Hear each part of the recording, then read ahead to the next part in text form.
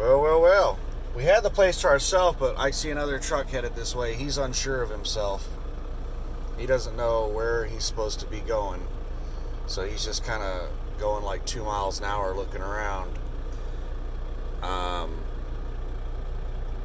I wasn't sure that I was following the correct directions. The girl at the security thing that was checking everybody in, she just went through everything so damn fast. Like, it was like some like telemarketer or whatever reading terms and conditions to you. It was like the Micro Machine guy from the commercials back in the 80s, 90s. Probably dating myself. But yeah, I was like, yeah, I didn't hear anything you just said. So basically the map they gave us, let me show you the map. A lot of places will give you a map like this. And fortunately for me, the instructions that she was like just flying through are right here on the map. But there were some instructions that aren't on here, and the map is not correct. This is not the same layout. I don't know if they've expanded the building since then or what's happened, but there are also some signs that help you get here. I'm in door 159, and everybody in front of me went over to another section. So you see that big building there to my right? That's not on the map. So I had to drive around that building over here to these doors,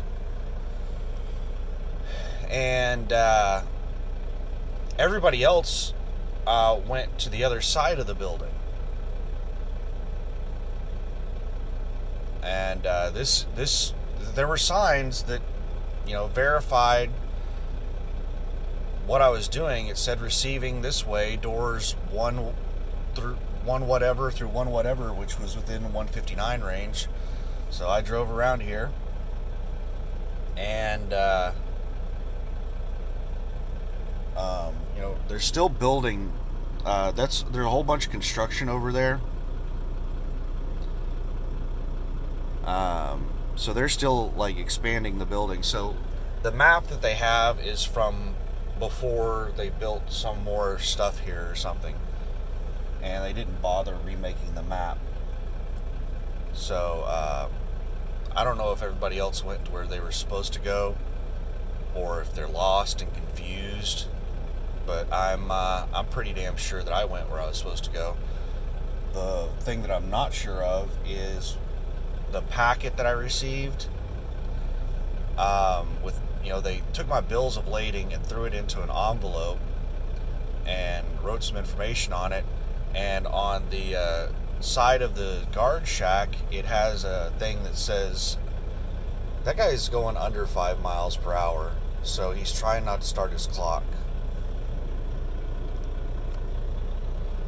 I expected that once he got close to here, he would realize that, oh, this is where I'm supposed to be, and he would speed up, but that didn't happen. So he's driving under 5, trying not to start his clock.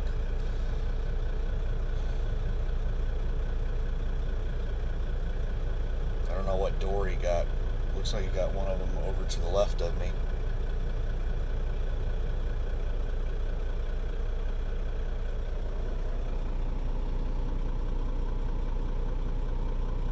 But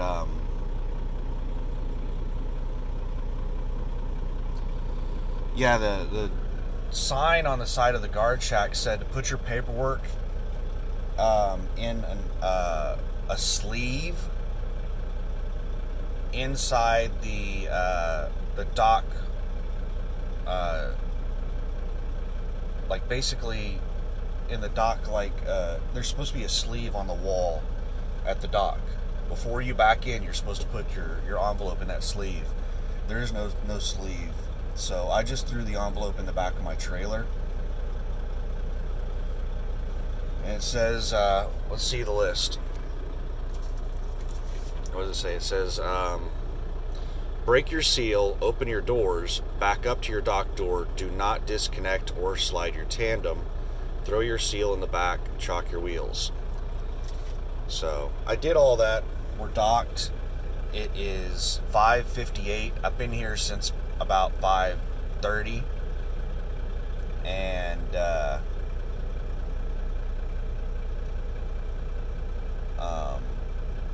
they don't start their shift until 6 a.m., so they haven't started doing anything yet.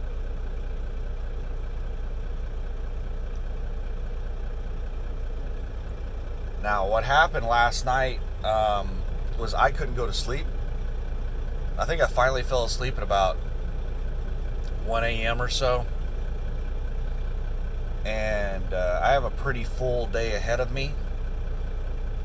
So I was originally planning on getting up at 4 a.m. and getting checked in back here. But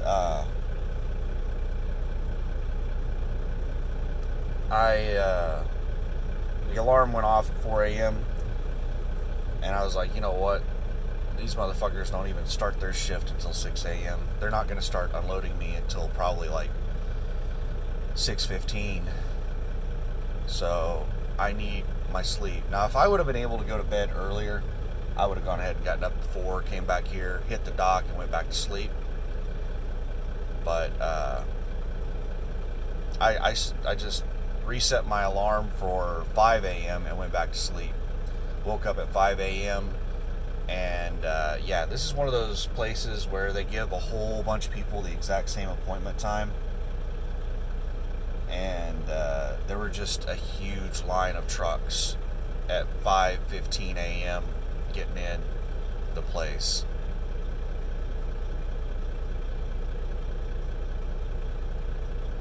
I hope that they get me unloaded really, really quick. If I'm not out of here by 8 a.m., then I'm going to be late for my pickup on my next load. And since it's Friday, that load may cancel if I'm late for it. I'm not sure exactly. Like, the thing is that the load board, and another thing, they don't have any kind of like lights on these docks. I'm gonna go ahead and put this thing in the phone holder here. Let's turn it sideways. They don't have any kind of like green light, red light, or anything like that on the docks. I don't even know if they have load or if they have locks, bumper locks. But whenever I'm picking a load on the load board, it has quite a bit of information about the load. When I request the load, it disappears off the load board. It gets assigned to me through their Driver Hub app, and like the normal company drivers, that's the only thing they see is the trip assigned to them in the Driver Hub app. Well, for some reason, that transition process going from the load board to that app, the information gets all fucked up. So all the appointment times get screwed up, and just everything just gets messed up. It rarely matches up. It's for some reason the information is correct on the load board, but it doesn't get transferred over whenever the driver managers assign the load to you through the Driver Hub application. And I ranted and raved about that as a company driver. I complained to everybody that would listen that I was constantly getting bad appointment times, bad addresses, just bad information in general on my trip plans through Driver Hub. And, the load information, all that stuff. And they blamed it on everybody. They said, well, a lot of our customers have the ability to put information in directly, so they're the ones who fill out this information, and they don't put it in right, blah, blah, blah. They blamed the customers, is the main place that they blamed. The customers that have direct access to put loads on the board. And that's not the case. The information is correct. It's just something in the transfer process to the Driver Hub app from the other place that, you know, the load is listed. It just, information gets lost. I don't know if the driver managers have to manually input all that information and they just completely half-ass it and just put in like half the information. Or if it's automatically transferred over, and whatever it is that's automatically transferring it over fucks up. But anyway, let's not make this whole video about that. There's a lot of things I can make entire videos complaining about with this company, which is hilarious because I just replied to somebody on Reddit in the truckers forum and recommended USA Truck as a starter company. I mean, I have a lot of complaints about this company, but I do recommend them as a starter company. I think that given your other options, if you just got out of CDL school and you're looking for a job, I think USA Truck is one of the better. I'm not saying it's the best option. I haven't done enough research to determine that. But of the options I had available with what I was wanting to accomplish, it was my best option. If I were willing to do flatbed, if I weren't so fat and lazy, and I didn't hate sweating so much, then I would have probably gone with TMC. And like there were a whole bunch of reasons I went with USA Truck. One of the big reasons was their lease program. Not so much what it was like being a company driver with USA Truck, but their lease program. Because I only intended to be a company driver for as long as I had to be, like 3 months. So I was just going to gut it out as a company driver. The main reasons that I went to USA Truck was because of their lease program. They have a load board, they pay percentage.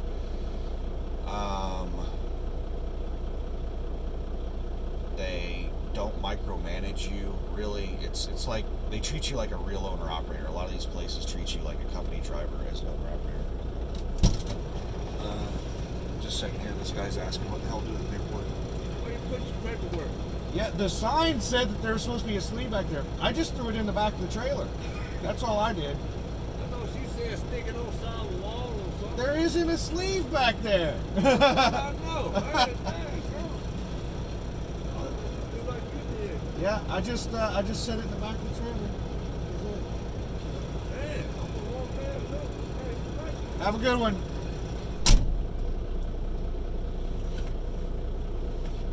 Yeah, so he's running into the same dilemma as me.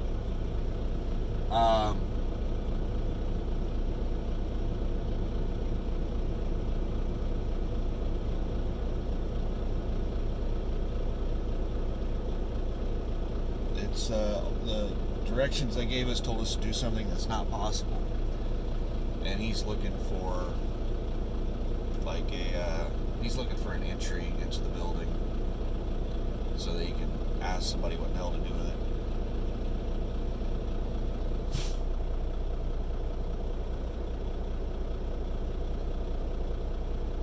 I didn't even see him creeping his ass over here until he's like right at my door. What the hell was I saying? Oh yeah, bitching, complaining. But yeah, with all the complaints, they're still the best option, in my opinion, for me, and for other people in, whatever situation. But yeah, I'm still happy with my choice. I looked into leaving USA Truck because I got so frustrated as a company driver. I have a video about, I think it was titled something like "Thinking About Quitting," and it's because I got so damn frustrated as a company driver. It's 6:07 and they still have not started unloading me yet. And I think I have to deal with lumpers here. But I looked, when I made that video, I called Schneider,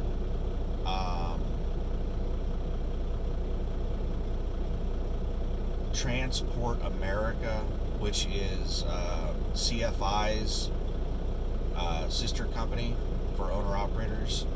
Now, CFI, you can lease on with CFI. He gave his paperwork to somebody. Just a second.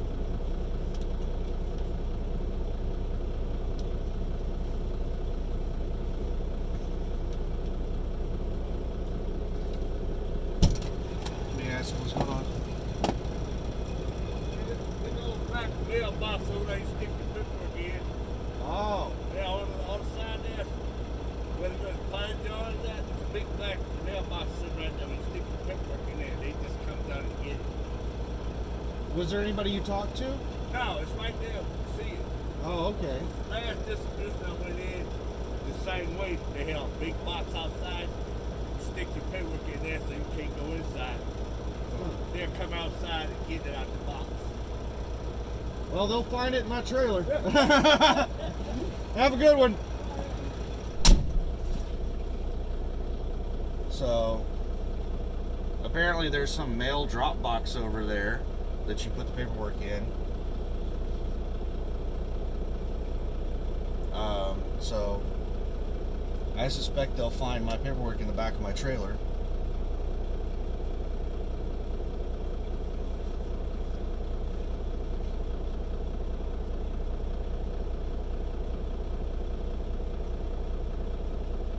Oh, here's somebody coming over. Somebody came outside. Let me put my mask back on.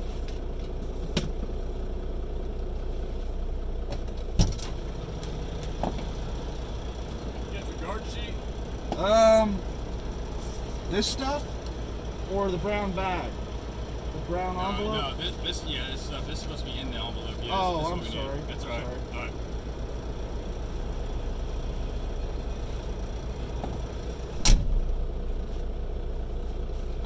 So I took the map out, and apparently I was supposed to leave the map inside there. Why the hell do they need to? So apparently he fucked up and I did it right. He just went over and grabbed his packet out of the drop box that he put it in. And he's running back over to his truck right now. So the guy unloading me came back out. I took the map out of there, and apparently he needs the map. I didn't think he needed the map.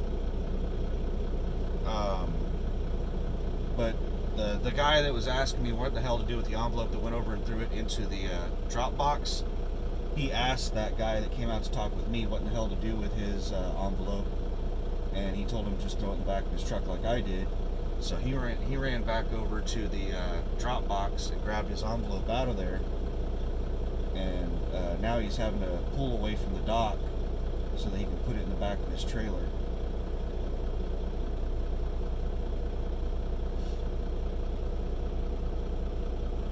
So now I don't have my fucking map anymore.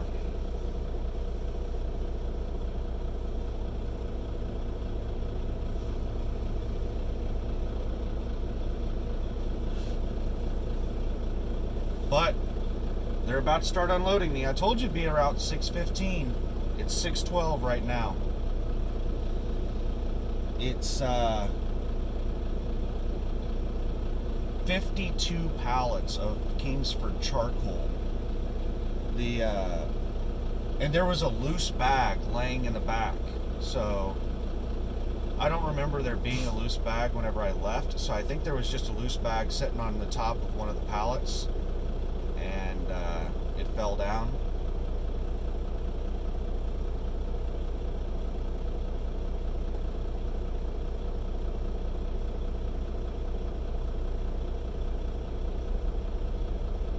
Man, there's a lot of people that just showed up.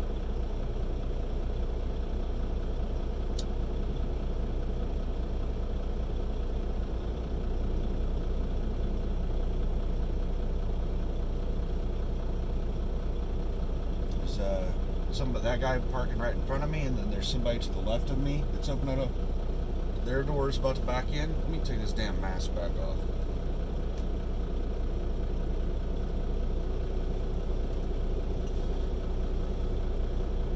finally getting into the habit of, putting on the mask and wearing the mask and all that stuff.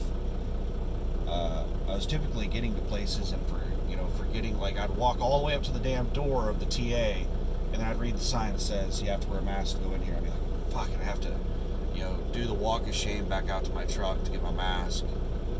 Now I'm getting to the point where every time I get out of the truck, I grab my mask.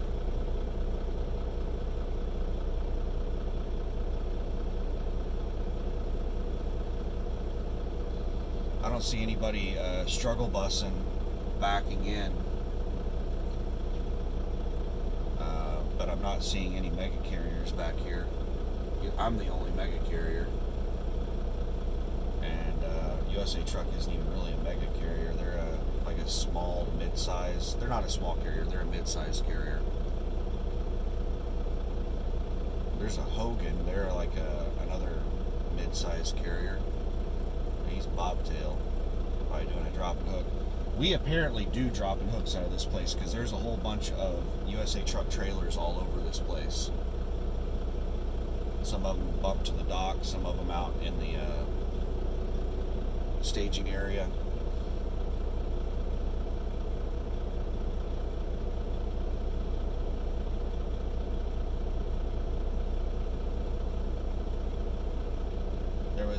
I stopped at Love's on the way here last night, and I just stopped in, grabbed something to eat, and then drove over here because they have a parking area at the entrance here. So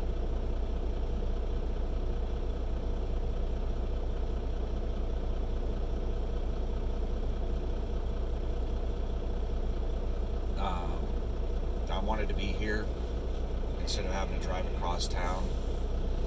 In the morning to get here, I wanted to be right here, so I just bam, right in.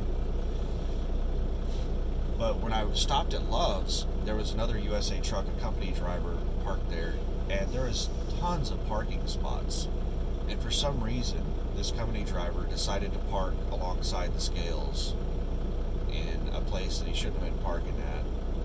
Anytime I see somebody doing that, like, yeah, there are times when you do creative parking because there aren't any more parking spots. Just a second.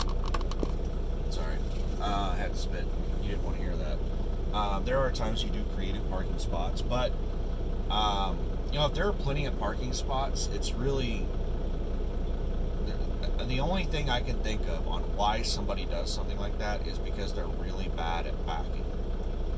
Because it had nothing to do with parking spot availability or even parking spot availability next to... if you wanted to be really close so you didn't have to walk a mile, that wasn't even an excuse because I parked in a spot that was closer than him.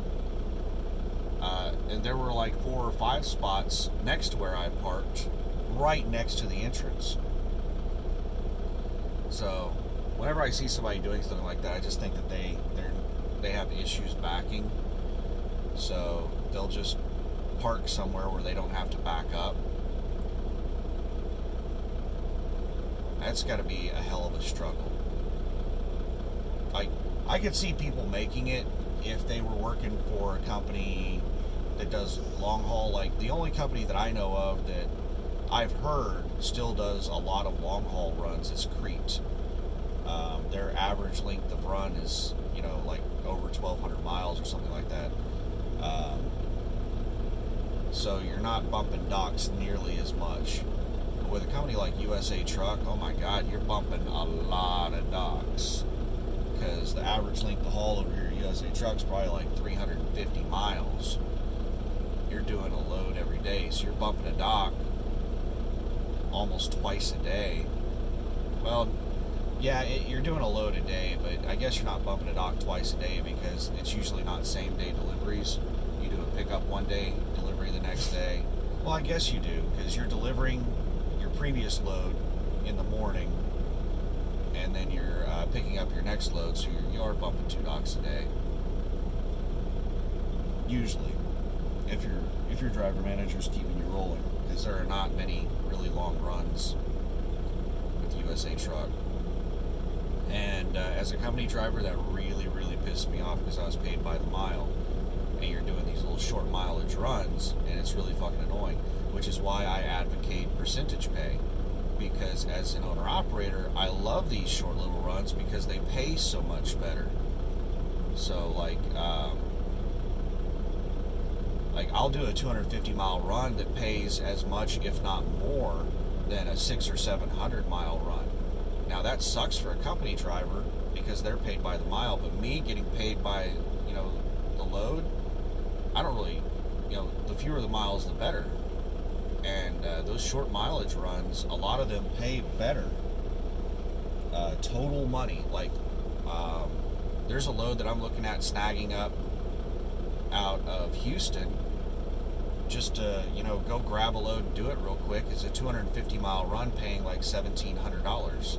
It pays as much, if not more, than almost all of the 500-plus mile runs in that area. So why would I go do 500, 600, 700 miles to make $1,500 when I go do 250 miles? And that's why I advocate percentage pay. I wish the industry would move over to percentage pay, because the company is focused on making revenue on the truck. They're not focused on running high miles on the truck. They're focused on like what an owner-operator is trying to do. Like, my goal is to do a minimum of $500 a day. My goal is to do $5,000 a week gross, and that's what the driver managers have goals to do, is like gross revenue to the truck. Well, maybe not the driver managers, but the capacity planners that are actually putting the loads on the truck. That's what they're trying to do. They're trying to get the most profitable load on the truck. And that puts them at odds with the company driver who wants the highest mileage run. So if the capacity planner sees two different runs to assign to the driver, and they're not giving any specific instructions, like the driver needs to get to Oklahoma City to get home, and they're just picking a load for the driver to get out of an area, if they have, a 700-mile run that pays $2,000 and they have a 250-mile run that pays $2,000, they're going to put the 250-mile run on the driver because that's the most profitable run. And that goes against what the driver is trying to accomplish.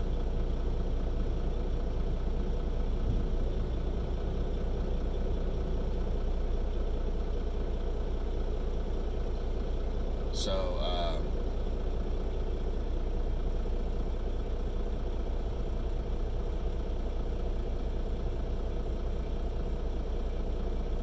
just a second. I'm not sure if that was me wobbling the truck or if somebody just went into the damn truck.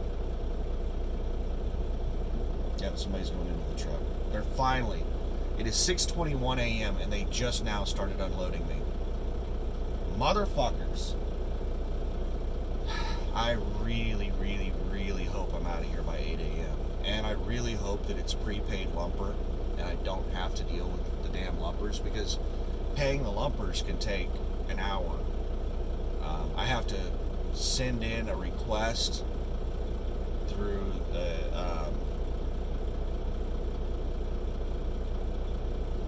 damned ELD. Well, it's the tablet. It has a bunch of functionality. ELD is the functionality of it. The Driver Hub app, the ELD is part of that. But in the Driver Hub app, there's a macro that I send in to do a lumper request. And it takes about, it's 10 to 15 minutes to get a response from that. Then I have to go fill out the comm check with the lumper. And then the lumper has to call in and authorize it. And, that whole process can take an hour. But usually, if you're going to be paying for a lumper, you pay in advance before they start unloading you. That's not always the case. I have had places that fully unloaded me and then charged me, the lumper. So I can't say that there's... Man, that Hogan is having a hell of a time finding a trailer. He's been driving all over the fucking place. So yeah, there's not any, one thing one process that they all follow. So I hope that they in the sheet that they gave me that guy took from me, one of the pieces of paperwork in there was about the lumper service capstone, and it was about paying the lumper. So I hope that this is prepaid. Really hope it's prepaid. I want to say that I remember seeing prepaid lumper on a load recently. I don't know if it was a load that I was looking at getting off the load board or if it was this load. But I really need to get out of here by 8 a.m.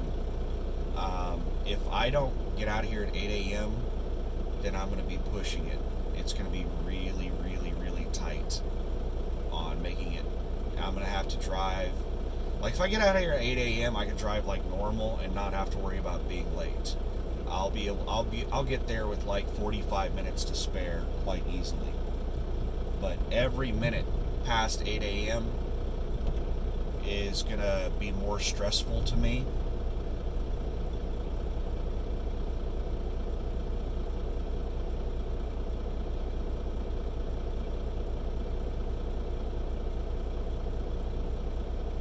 So we're 6:25 a.m.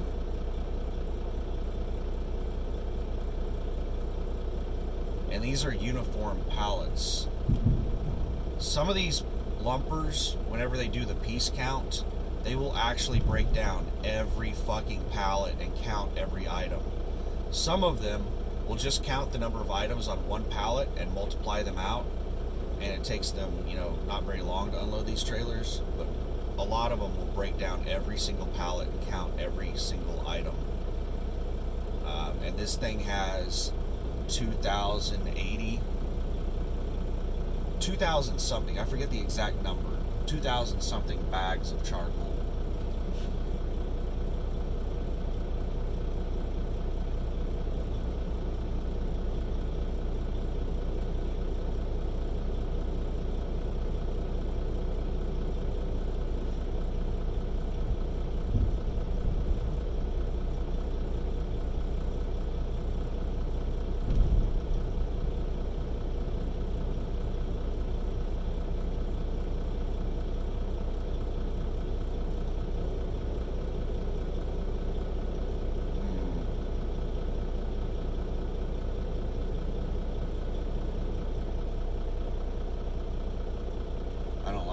The guy next to me, once he bumped the dock, he crawled into the sleeper and went to sleep.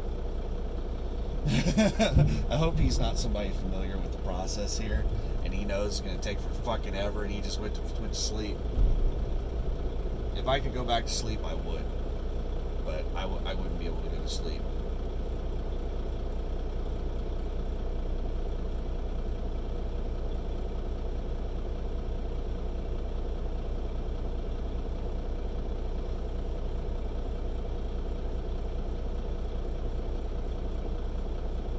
Yard dog's having a hell of a time finding a trailer.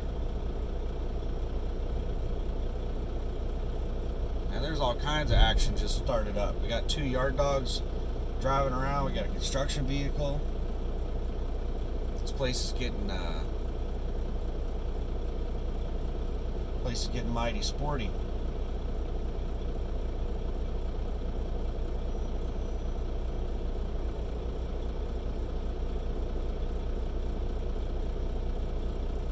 But it's a good sign that I can hear the forklift going in and out pretty quickly.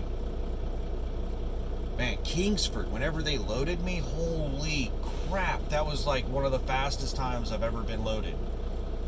But they're really, like, the Kingsford place I picked up from in Springfield, Oregon, they were really fast as well. It took less than 30 minutes. I think this place was faster than that. This place was like 15 minutes.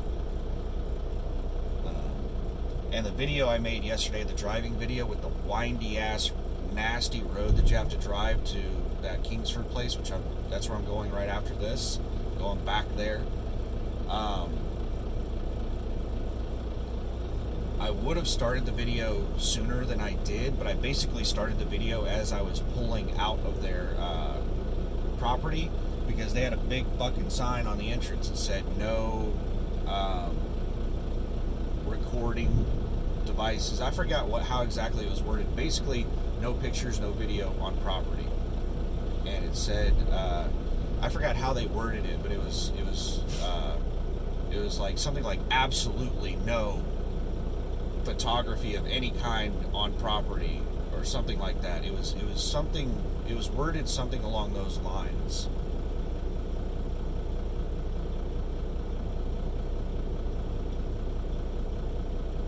So, I don't want to piss people off, so I didn't record anything on their property.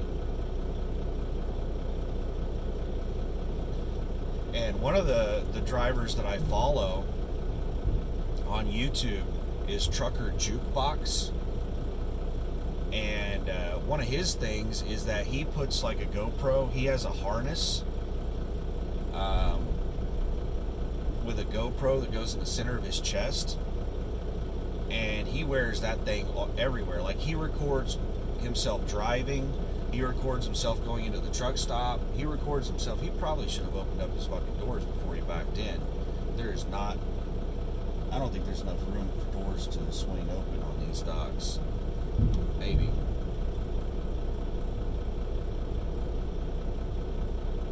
And unfortunately, he got one of the spots right in front of that fucking dumpster, so he can't pull far enough forward to open up his doors. I think he just realized it. And he's gonna go pop his doors now. But now he's blocking the whole fucking road. He should have popped his doors while he was set in his setup so that people could still get around him.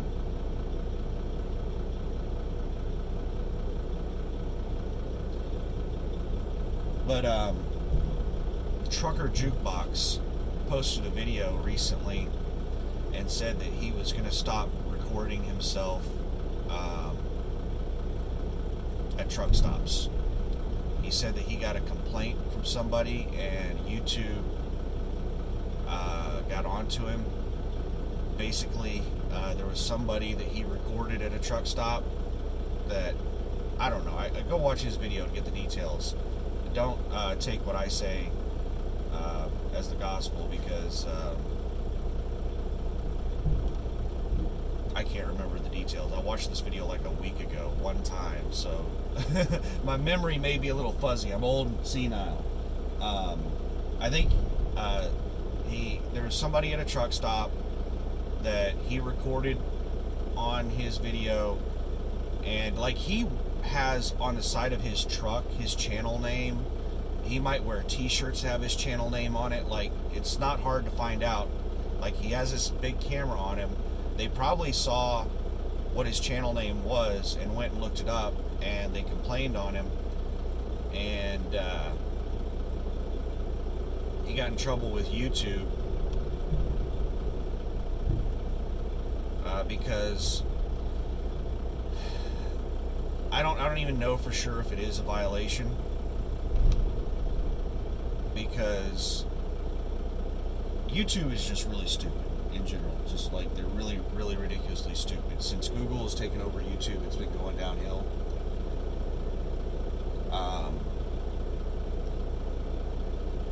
Yeah, he's going to the dock to look for that sleeve that doesn't exist. He's probably going to come over here and ask me what to do with it. YouTube, like, gave him a warning or something. Now, here's the thing. It doesn't have to be public. Like, if you're recording from a public area, then yeah, people can't really say much of anything about your recording. They're in a public area. There are some protections of recording people even in a public area, but on private property, if the owner of the property doesn't tell you to get off their property, like if you're allowed to be on their property and they don't have anything up telling you you can't record or anything like that, and you happen to catch footage of somebody on there, then there's nothing wrong with that. So some asshole, like, it's a public area, it's private property, but it's still a public access area. It's not a restricted access area in any way, and recording is allowed. Just because some asshole at the fuel island got caught on camera for 3 seconds, that there's nothing wrong with that. Fuck them. This guy's looks like he's sliding his tandems. It said on there, do not slide your tandems.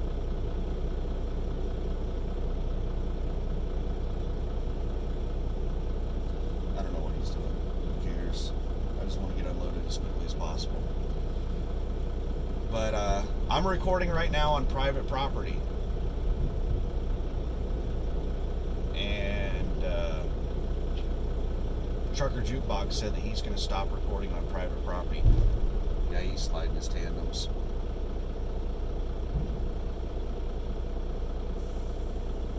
I mean, it's not going to hurt anything to slide the tandems. And maybe he wants to slide his tandems because, there are some people that think that it's better for the trailer to have the tandems all the way back when it's getting loaded and unloaded, because the rear of the trailer doesn't flex as much when the forklift is going in and out if the tandems are all the way to the rear.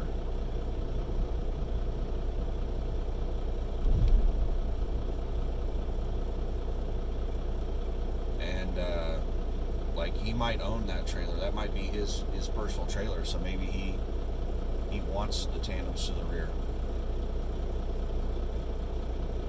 Not gonna hurt any damn buddy to do it.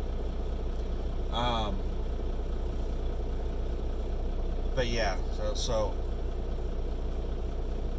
gotta be really careful with where you're recording and stuff like that. I really honestly don't have to worry about that stuff too much, because there aren't many people that watch my videos. I haven't gotten any trolls yet that are harassing me. There was Ryan and Sophia. They have a really long fucking channel name, but Ryan with Landstar. He's one of the drivers I watch on YouTube. He made a video within the last week or so talking about some troll that reported him to Landstar and tried to get him fired because he made a video and he made it at a way station, and somebody took a short clip, and basically they made a little video clip of his video and sent it to Landstar saying that he was making a video parked alongside the road. And Landstar has an incredibly strict safe parking rule. It's like immediate termination if you ever park somewhere along like a roadway and it's not an emergency. What was their name? Selena, I think. Her and her husband or boyfriend or whatever got fired from Landstar over that. Somebody reported them.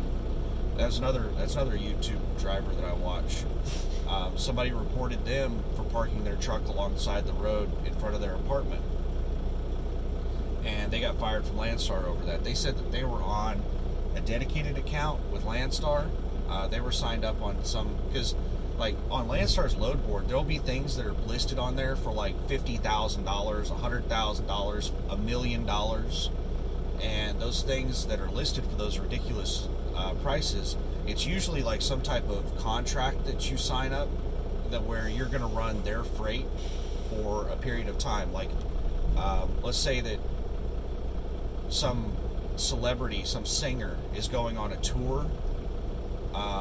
They'll put a load on the load board where you can sign up to like haul their crap around on tour with them for 3 months, and it'll pay whatever, $150,000. So they were on one of those type of things where they were making over $500,000 a year as a team, not solo, but as a team. They were making over $500,000 a year, and they lost that because somebody at their apartment complex turned them into Landstar. So somebody did that shit to Ryan, watching his video, and they tried to make him look bad, and he had to prove to Landstar safety that he was parked in a safe place. He was, parked in a parking spot at the way station.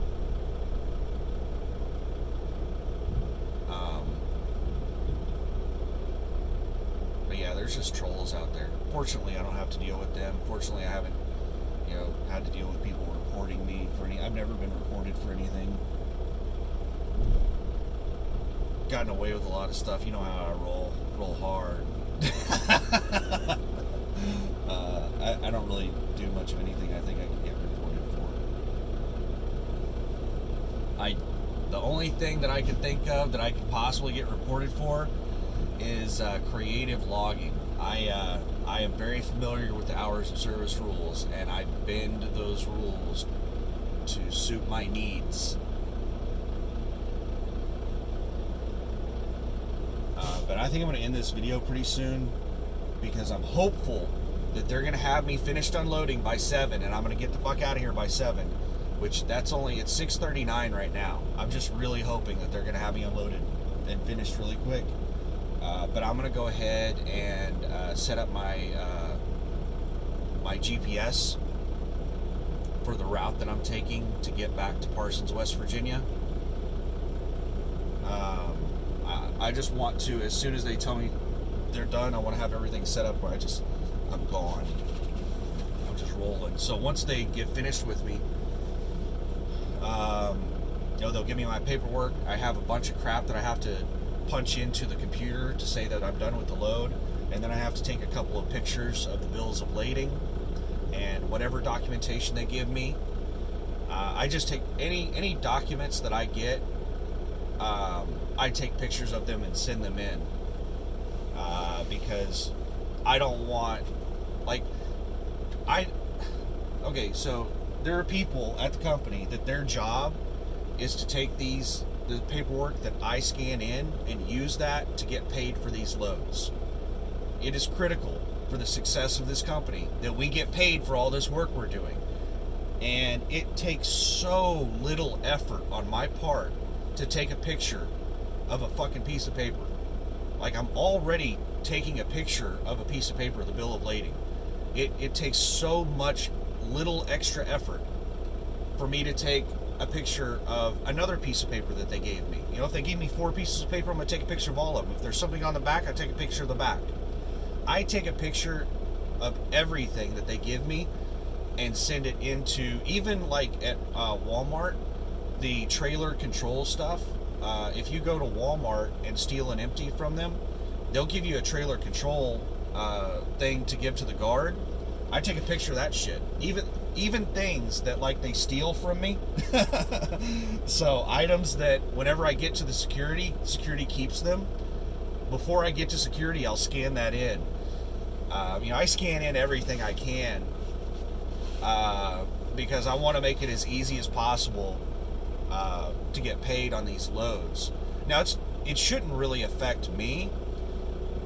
Well, it does affect me in an indirect way if the company has issues getting paid. The more profitable the company is, it's like the Clorox loads. If all you sons of bitches get out there and start hauling the hell out of these Clorox loads, you get there on time, you're a good representative of the company, and we kick ass with the Clorox account, then we're going to get more Clorox loads. We might be able to negotiate better rates with them. It's just the better. It helps everyone in the company indirectly. Thus, it helps you and me indirectly to do these little things. Every little thing, adds up. And if everybody in the company does all these little things, then it just keeps adding up to where everybody is benefiting from it. That's the way I see things. So, I may complain and bitch and whine and all kinds of stuff in these videos, but I put a lot of effort into this job, and I try to do it to the best of my ability, and I try to go above and beyond. That's just the type of person I am. Anything I've ever done, I've always excelled at pretty much everything I've ever done. I've always been a top performer in any job I've ever had. Like with Swift, I was one of the top drivers in the fleet. With Conway Western Express, you know what? I was really, really good, but they had a lot of really, really good drivers. So I wouldn't say that I was one of the better drivers there, but I wasn't one of the top drivers. Like, I was above average at Conway, but Conway had a lot of 10+ year veterans that were really dedicated. There were a lot of people with the same type of personality as me that were really good at what they did, and they went above and beyond. There was a lot of people at Conway with that type of attitude. At the terminal that I worked out of in Sparks, Nevada, we had something like 3 to 5 people. I forgot exactly how many people we had at our terminal that participated in the state championship, the state driving championships, where they would go down and do pre-trip inspections and parking and low-speed maneuvers and backing and all kinds of stuff like that. There were several guys that would come in on the weekends, on their days off, and practice at the terminal for those competitions. So I definitely was not one of the top people at Conway when I was there, because I didn't do any of that stuff. But I was above average. But we had some real badasses at Conway. We had some people that were absolutely amazing. And then the over-the-road job that I had after that, I really have no idea how I stacked up against the other drivers. It was a really small company. But then other jobs I've had, I've worked security. I worked for the government. I worked for a large corporation. The large corporation that I worked at actually had stack rankings. They actually showed you a list of where you stacked up with everybody else. And I was a top performer. I got a lot of top performer awards and stuff like that there. So I'm that type of person that I'm not the type of person that comes in and does the absolute minimum. I just don't see the point in doing something if you're just going to completely half-ass it. I had it, ingrained into me at a young age not to half-ass stuff, do it right the first time, things like that. So I'm very meticulous and methodical in things that I do, and I'm always striving to do everything as good as I can, as well as I can.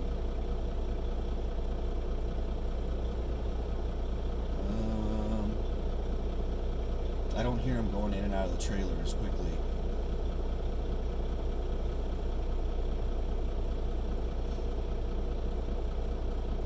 They might be close to done. Alright, I'm going to wrap up this video and go ahead and put in my route plan. I basically have the route memorized because I put it into the GPS so many times.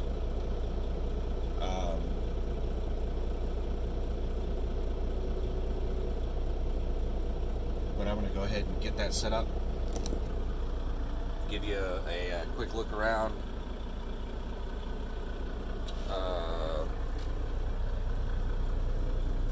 That guy right there to the left of me, that's the one that basically just hopped in his supers. Hopped into his sleeper as soon as he hit the dock. As soon as he bumped the dock, he just hopped into the sleeper. I don't know if he's sleeping back there or if he's playing video games, but everybody else pretty much sitting up in the front seat for the most part. But yeah, I'm gonna start getting prepared to hit the ground running as soon as they clear me. 6:47, and they've been pulling pallets out like crazy, so I'm starting to get less stressed out, less concerned, and more optimistic about how quickly I'm going to get out of here. So if I get out of here by 7 a.m., it's about a 4-hour drive. I'll be there by 11. I have to be there before 1 p.m. So that'll have me there 2 hours early. And it's not a full 4-hour drive. It could be like closer to 3 hours and 15 minutes. But it could also be the 4 hours. And the last 15 miles of the drive is a really, really, really sketchy, narrow, windy road. So that last 15 miles takes like 30 minutes. So, yeah, we'll see. But go down that road and then grab that load, and I'm going to try to put as many miles on as I can toward Birmingham. I'm not in a huge rush to get to Birmingham, but I am going to get there as quickly as I can, because I might be able to do a 34 in Birmingham. I think I might be able to find a way to squeeze in a 34 in Birmingham, because I have a full day off on Sunday basically, and if I get there, you know, if I can take 10 hours off on Saturday and then a full day off on Sunday, that's a 34. That's a 34. So I'm going to try to get there as quickly as I can Saturday, so that I can knock out a 34 and have all of my hours available to me come Monday, because I'm really not sure what the plan is Monday. But I'm going to get my GPS set up, and I'm going to take a peek at the load board, because I'm going to have this load cleared off of me here shortly. And if there's a really awesome load on the load board, then I'm going to go ahead and snag it up. I really, really, really hate that I can only have 3 loads at a time, because there was an amazing load on the load board yesterday that I could not get because I don't have enough damn slots. And it's already gone. So I'm on the lookout for another one. But I'm going to go check all that out. Thanks for watching. Have a good one. Bye.